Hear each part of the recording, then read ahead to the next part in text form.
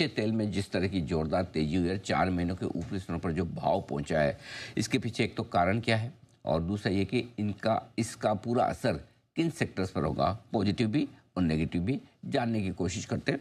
प्रियंका हमारे साथ है तैयार डिटेल सारी लेकर। प्रियंका बताइए। बिल्कुल अनिल जी, इसमें कच्चे तेल की वो जो ईरान और इजराइल की टेंशन है उसके बीच लेकिन एक पॉइंट ये भी आता है, एक आर्गुमेंट ये भी है कि इस तरह की तेज़ी बहुत ज़्यादा सस्टेन नहीं भी होती। लेकिन अभी जो ये तेज़ी है इसका इम्पैक्ट कहाँ कहाँ पड़ेगा।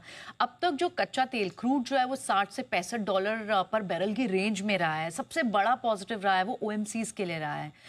OMCs जिनका डीजल और पेट्रोल पे जो उनका मार्केटिंग मार्जिन था वो घटा 9 से 13 रुपए के बैंड के बीच में रहा पर लीटर।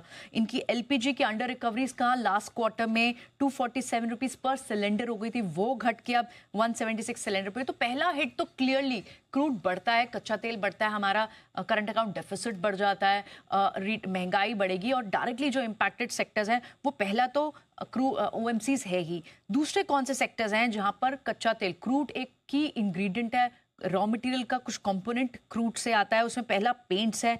रॉ मटेरियल पेंट्स के जितने भी होते हैं उसमें से लगभग 40% जो हिस्सा है वो क्रूड या फिर क्रूड डेरिवेटिव से आता है।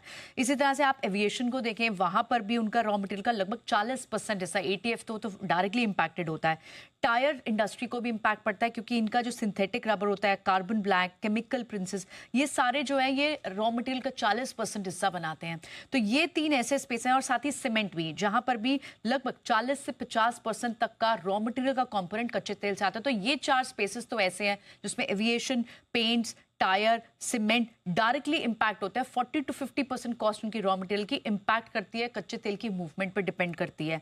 स्पेशलिटी केमिकल में भी कच्चा तेल अहम रॉ मटेरियल होता है। सो ओवरऑल अब तक शुरुआत से ही 2025 से OMCs के लिए बहुत ही अच्छा समय था। उनकी अंडर रिकवरीज ऑन LPG कम थी, उनके मार्केटिंग मार्जिन्स कम थे। लेकिन अब जब तक कच्चे तेल में तेजी रहती है इन सेक्टर्स पे इंपैक्ट पड़ेगा और इसीलिए हम देख रहे हैं OMCs पे अच्छा खासा दबाव है, तमाम पेन स्टॉक्स पे भी दबाव पड़ा हुआ है।